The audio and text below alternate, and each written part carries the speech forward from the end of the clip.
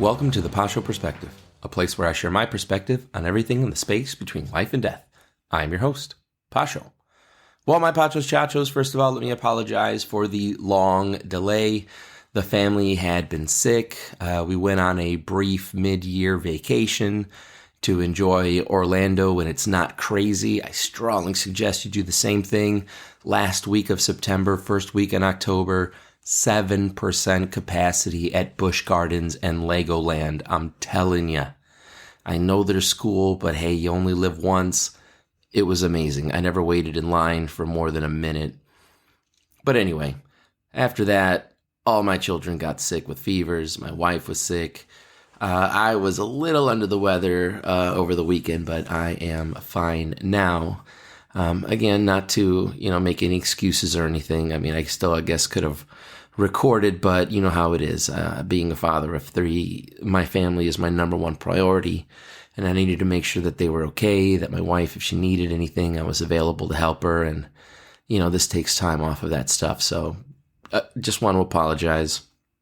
And, hopefully it won't happen again, God willing. So today, we have to talk about it. It happened. Israel is at war. Terrible things happened from Hamas. And I wasn't sure if I was going to say anything about it, but I have to. I have to, because what happened is a monstrosity. And I mean, if you could even believe it, the response afterwards has been worse, especially from people of my own country who share the same flag, the same culture, the same history.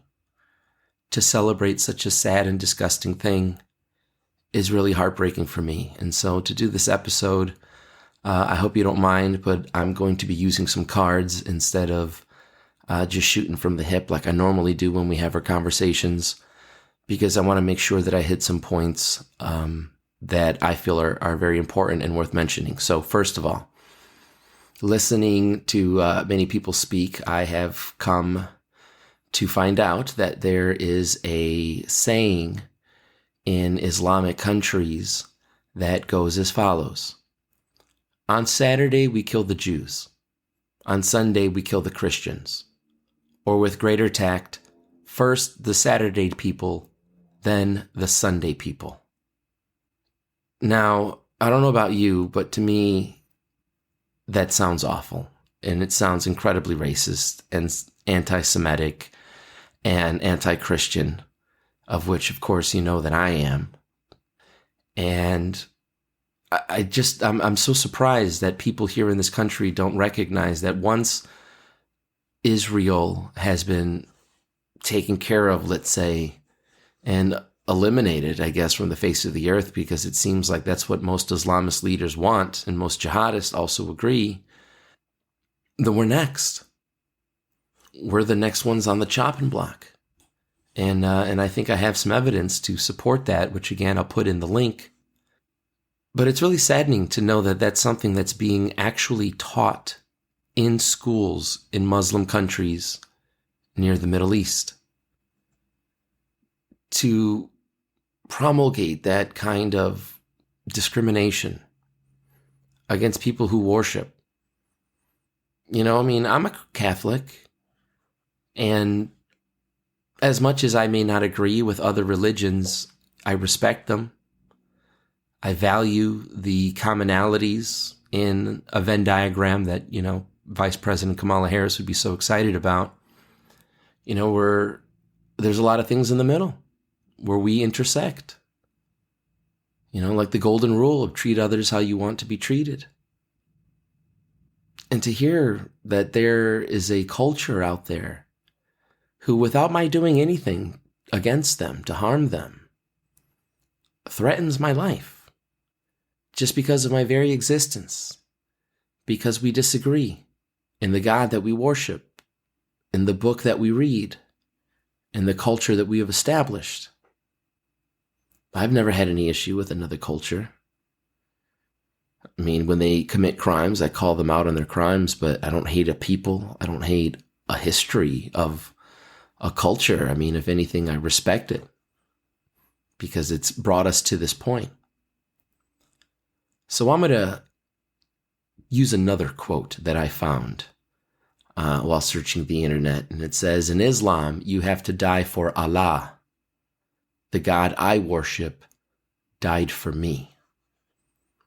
And I've heard also the expression that the Jews value life where Muslims value death. And that's why they don't fear it. And that's why they could do things like suicide bombers, because I guess according to their faith, you get 72 virgins if you die in the name of Allah. Where my faith and culture is a faith and culture of peace, of forgiveness and mercy. I mean, I'm not going to lie, I fail all the time in giving these gifts, but I know that those are the laws that I need to abide by, and I try as hard as I can. It's just, you know how it is out there. People make it very difficult. But that's no excuse, but it's real at least. So I was scrolling through the media and I found this one segment on Rumble at Fox News Channel where a Palestinian American protester was being interviewed, and she was cheering on the deeds of Hamas. And at the end, she gives the whole game away. And the guy asks her, do you think the United States is at fault? And she says, yes, the United States should be next, assuming that Israel is destroyed, because she said the United States, without the United States, there was no Israel. And so apparently our culture deserves to pay for that because we gave back the land to the people who had owned it for years until several empires, including Alexander the Great, the Romans, the Ottomans, had all taken the Holy Land from them.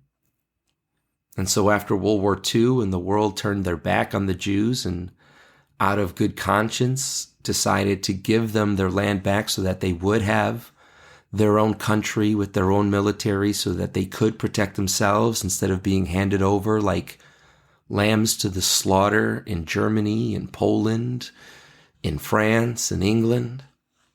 Not Belgium, though. Belgium, you're cool. I can't believe what I'm hearing with my own ears from the lips of Americans, people who I live amongst, who share the world with my children, believe in this animosity. I mean, the journalist even asked her, are you American? And she said, yeah. And she's okay with the destruction of our country, which, explains a lot about what Joe Biden is doing, about what the squad is doing, allowing crime to run rampant, to allow statues and history to be erased and rewritten. Because the goal is the destruction of our country, because we allow freedoms that other countries do not agree with. Because we stand for something unique. And our history is much shorter, but comes from rebellious, intelligent, courageous men, our forefathers. And they have never forgiven us for that. So from there, I want to talk about Joe Biden and how absolutely useless that man is in the White House. There was a segment on the Daily Caller titled, "The U.S. Conducts Prisoner Swaps. Hamas official cites Biden's Iran deal as rationale for taking hostages." And so as I had predicted, giving $6 billion with a B dollars to Iran in exchange for 5 Americans, although I am grateful, I told you it would set a bad precedence. Because now other countries are indeed incentivized to kidnap Americans, knowing that the feckless houseplant commander-in-chief of our military will just print more money, raise inflation in our country, screw the American taxpayer, and give them money. And so why wouldn't they? I mean, it's disappointing already that I think the last number that I was exposed to is 24 Americans have been killed in Israel by Hamas. And I doubt in any kind way the things that they have done are really unspeakable. Decapitating babies. I mean, I'm not going to condone the actions of some fascist psychos like the Nazis, but at least the Nazis didn't decapitate babies. They may have burned them alive, so in that they have something in common with Hamas. They didn't rape the women, at least they gave them the decency of being executed on day one if they wouldn't leave their children, if they were too old or too young. But not Hamas. I saw a video of a woman being dragged into the back of an SUV, and you can see the blood stains on the front and back of her pants. You know that she had been sexually abused in every orifice because that degrades her more, and that's the point. That's why they're doing it. Because they don't see Israeli people or Jewish people as human beings worthy of dignity. They have, like animals, raped these women, sodomized these women, and they made videos of them and are proudly posting them on social media. At least, like Ben Shapiro would say, at least the Nazis had the decency of trying to keep it a secret, although they were proud of their production line of death that they videotaped and pretty much recorded everything that they did. Also kept track of numbers of executions on a per diem, per month, per year. Exacting. And so what has been the response of my patriots here in our country? What has been the response of the world? I once thought anti-Semitism was dead. Could you believe it? In my class, I used to teach Elie Wiesel's La Nuit, Night, which won a Nobel Prize for Peace. It's about a man's experience in the concentration camps. And it's told very objectively. It's not charged with loaded language.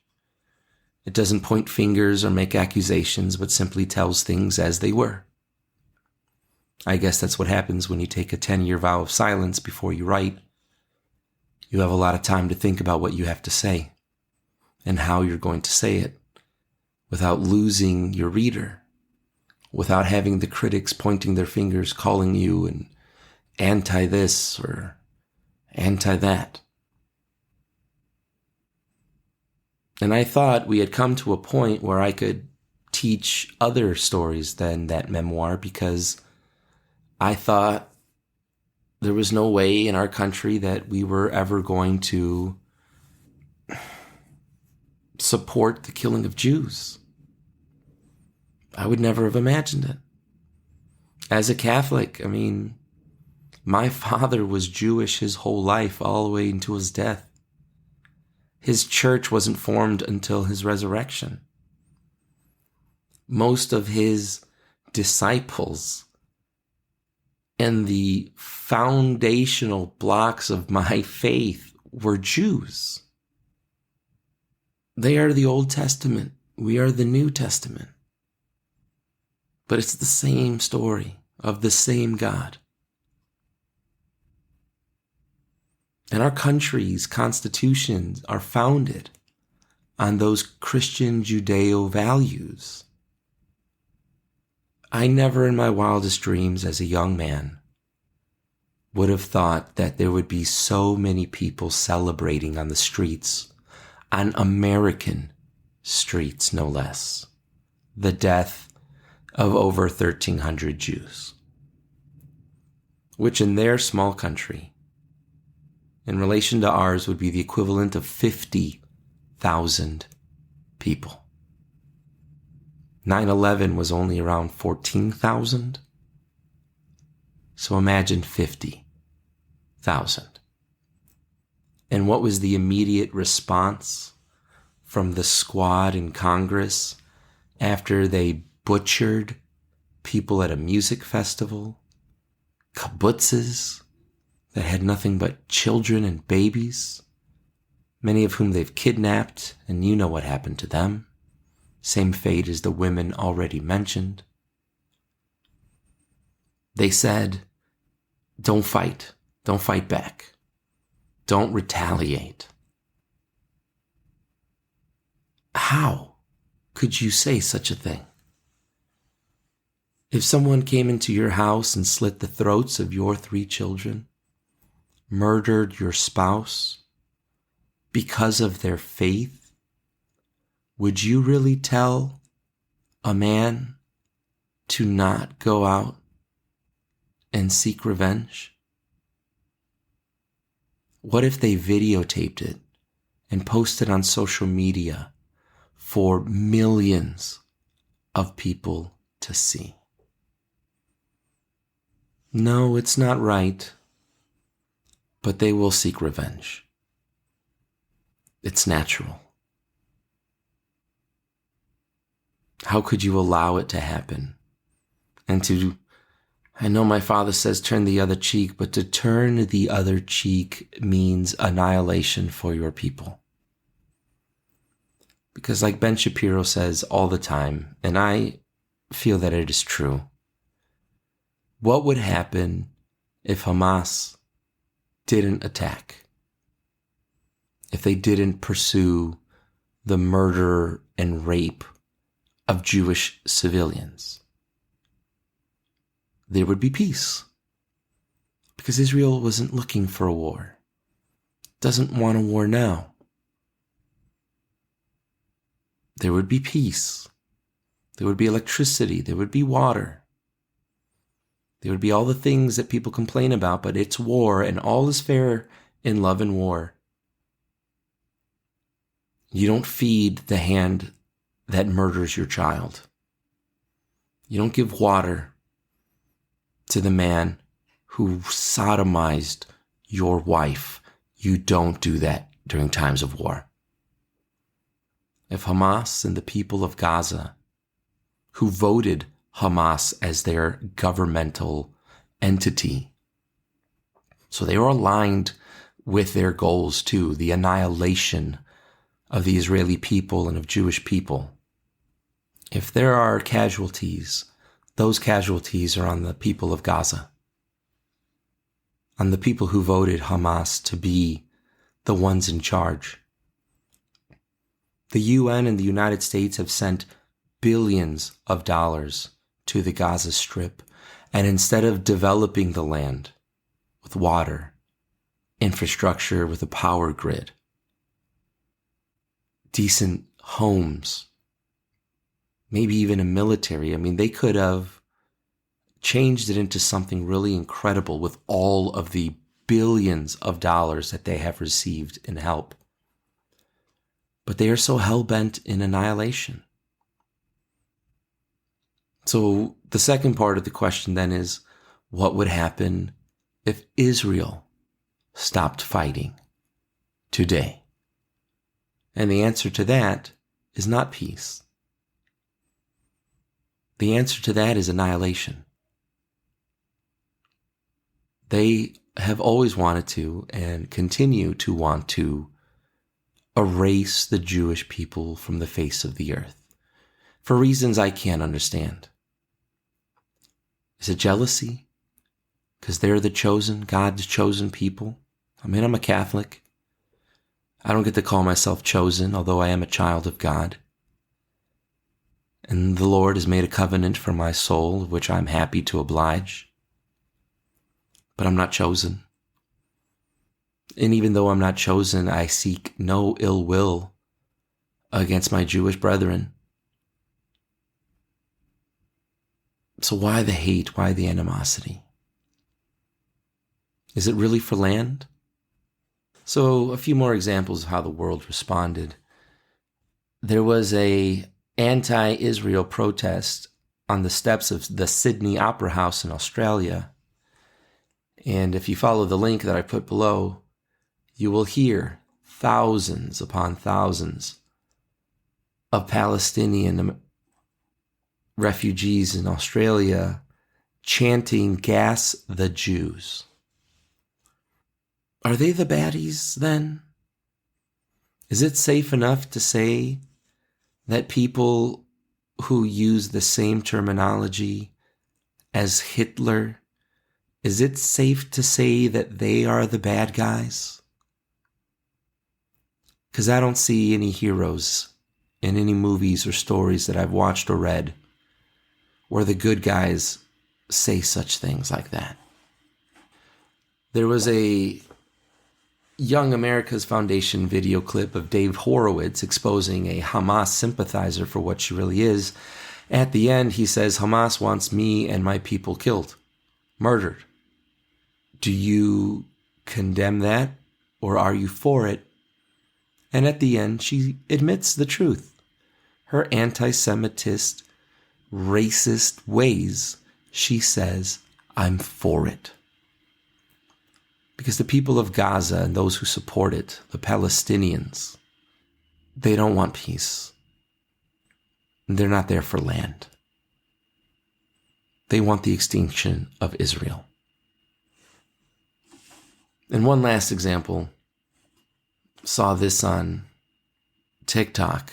It's posted by David Harris, of a bunch of Americans, Palestinian Americans in our country, showing to the camera the video of the dead babies who were burned alive, their charred bodies on the floor, and he's laughing, flicking off the camera. That's in America. Remember America with the super wide open southern border, where millions upon millions of illegal border jumping criminals came into our country? Remember how I pointed out that they were single military-aged men? Well, they're here now. So let me just remind you, it took 19 extremists to enact September 11th. We have over 4 million criminal border jumpers in our country that we don't know where they're from. We don't know what their intentions are. And I am afraid, my Pachos, Chachos, that only bad things will be coming of this. It's bad enough to see how Harvard, supposed best school in our country, supports Hamas. That's how much of this dirty money from these terrorist organizations have been able to supplant themselves into our own culture. Our colleges are teaching our children to hate this country. Jerusalem is a Middle Eastern USA 2.0. It's funny that the talking point of the left is to call Israel an apartheid state, and yet Israel allows people from outside of their culture, outside of their faith, to hold public governmental positions of power, the Knesset. And if you look at the Muslim countries, the several countries around Israel where once Jews used to live, there are 0 Jews.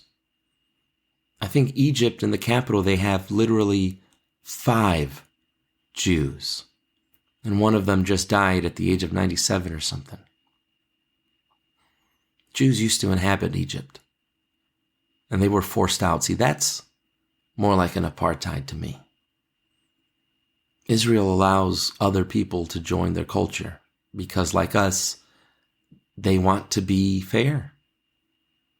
And so if people hate our country, which I'm sure they're going to start calling us an apartheid too, if they haven't already, then it's natural that they're going to hate them too. And so just remember, when the Saturday people are gone, the United States, the Sunday people based on Sunday people values, with a Sunday people valued constitution. We're next. I really hope we wake up as a society. I really hope we finish building that wall. I hope we deport all of these scumbags who are in support of a terrorist group, because I'm sorry, you don't belong here. And now that you've shown your cards and your hatred, you're unwanted here.